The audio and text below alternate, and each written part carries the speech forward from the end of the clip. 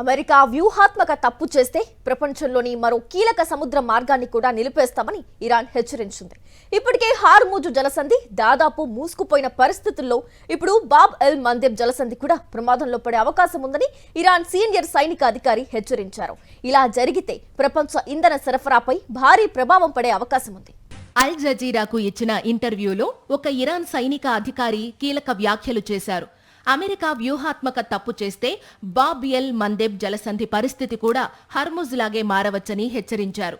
త్వరలోనే ఈ ప్రాంతం పెద్ద ప్రాంతీయ యుద్ధంలోకి వెళ్లే అవకాశం ఉందని కూడా అన్నారు. ఇప్పటికే ఇరాన్, అమెరికా, ఇజ్రాయెల్ మధ్య యుద్ధం 13వ రోజుకు చేరుకుంది.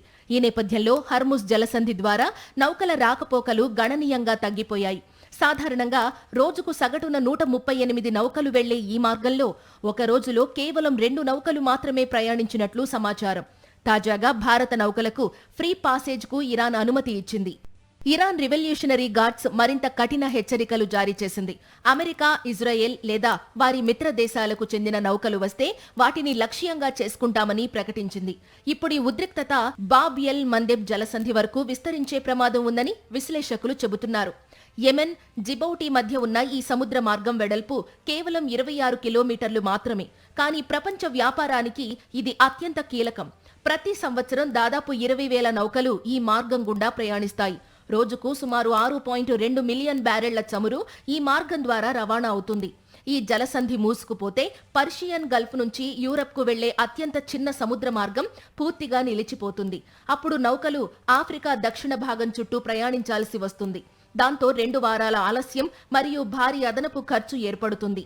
ప్రస్తుతం హోర్ముజ్ మార్గం దాదాపు నిలిచిపోవడంతో గల్ఫ్ దేశాలు బాబ్ ఎల్ మందెబ్ మార్గంపైనే ఆధారపడుతున్నాయి. ఈ మార్గం కూడా మూసుకుపోతే ప్రపంచ చమురు సరఫరా తీవ్రంగా దెబ్బతింటుందని నిపుణులు హెచ్చరిస్తున్నారు. ఇరాన్కు మద్దతుగా ఉన్న యెమెన్, హౌతీ దళాలు కూడా ఈ ప్రాంతంలో ప్రభావం చూపగలవు. 2023 నుంచి ఇప్పటి వరకు రెడ్ సీ ప్రాంతంలో 100కు పైగా నౌకలపై దాడులు జరిగాయి. అయితే ఇప్పటి వరకు ఈ యుద్ధంలో హౌతీలు పూర్తిగా రంగంలోకి దిగలేదు.